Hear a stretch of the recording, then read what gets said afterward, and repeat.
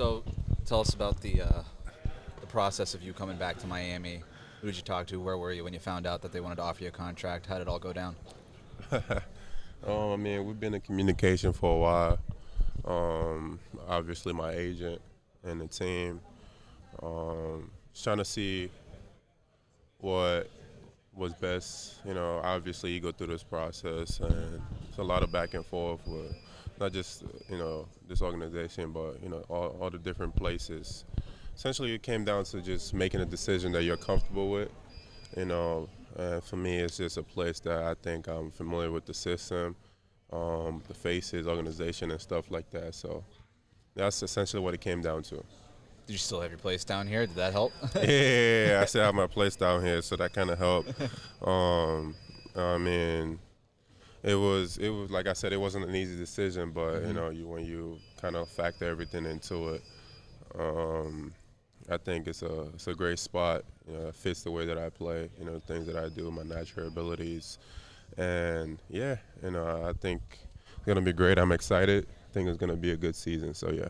How have you changed since you were here last? I mean, obviously, as a rookie, you've learned a lot over the last 3 years, but how have you evolved as far as a player is concerned? I mean, I think I've grown a lot as a player. You learn the game, you see the game differently. Played a lot of basketball, a lot of high-level basketball. You're talking about playoffs, and I just came from the Eastern Conference Finals the year before. What's it called? Eastern Conference semis. Yeah. Been to the playoffs pretty much every other year. In the league, competed really high-level basketball. So it's just you see the game differently. You learn the game and different things that come with the game. So yeah, I've definitely grown as a player. Yeah. Yeah. Is there an area in particular that you think you want to continue to develop or grow in as far as either defensively or offensively? Yeah, I mean, for me, it's just my overall game, defense and offense. Just continuing to get a better understanding of, defensive schemes and defensive reads and offensive schemes and offensive reads and stuff like that. I don't think there's ever a master, of the game. You continue to grow. If you talk to the person that probably played the most basketball right now in the NBA, they'll say the same thing. They want to continue to add to their game, whether it's defensively or offensively, just continue to learn and add to their game as they move on. Yeah.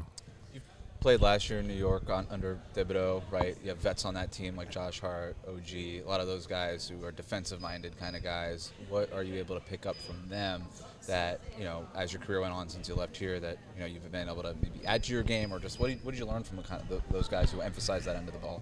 I mean, it's just you learn from those guys a lot, high-level competitive guys, just by watching them, asking questions as well. You learn a lot. I mean, I can't sit here and just list about everything that I learned from them. It's just like I said, you compete with those guys for 2 years, even longer than that, 4 years plus. You pick up things that you naturally didn't even think about. By default, you just see them start, see them doing something before you start doing it just because they excel at it and they do it so well. But yeah, you learn a lot being in an environment like that where there's high-level basketball being played 99 out and guys that compete at a high level.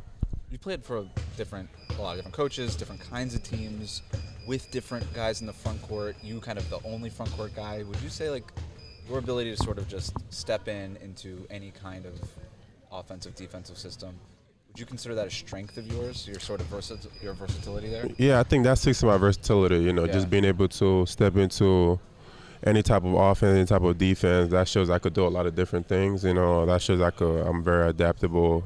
My adaptability is really high. And also not just stepping in, but also excelling in whatever the situation is. So it just speaks about, being able to understand the game at a high level, basketball IQ, obviously, being able to see what's going on and see how you could affect things, situations, and stuff like that. So, yeah, I think that goes to speak about my versatility and understanding of the game. The way that it ended the first time here, now that you're back, are you viewing it as a second chance? I mean, I wouldn't call it a second chance. I could say this is an organization that drafted me, so obviously there was something that they saw in me and I also fell in love with the organization as well. It's not necessarily a second chance; it's just a continuation, of where we were. What was it about the organization that's different? You played You know, for just the approach to the game. You know, a high-level competitor, I would say. You know, in this organization that believes in high-level competition, tenacity, approach to the game, and that embodies everything that I'm about. You know, so it's for me, it's somewhere that I want to be. I want to be around high-level competitors, people that approach the game with a lot of intensity. You know, and that's where I want to be.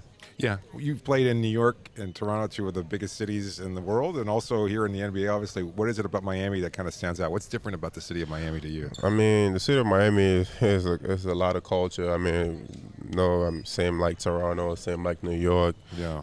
It's a lot of culture. But the most important thing is just the organization as a whole. You know, Yeah. I think it's a really, really good organization. The approach to the game is something, you know, everyone knows it kind of sounds redundant at this point, you know, Yeah. heat culture, you Right, know, sure. it's an actual thing. But it is different, yeah. Yeah, you know, the approach to the games, the approach to everyday practice and the attention to detail, I think is different, you know, here than it is, you know, other places. Absolutely. Last thing here, if you don't mind moving your phone really quick, I want to show you what's on that paper. We're asking everybody the cafeteria meme, right? We got a lot of people who've come through this organization. Take a minute, look it over. Let us know what table you're choosing to sit at here. Oh, man. 10 different options. There's no wrong answer, Precious. So you can.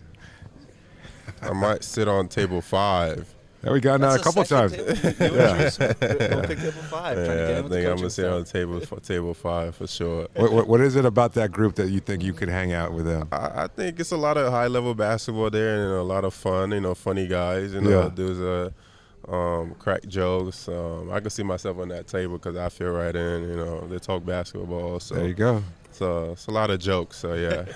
All right. That sounds Thanks, good. Thank you so much, All right, guys. guys. Thank you. We'll see Good luck you at at the camp this year.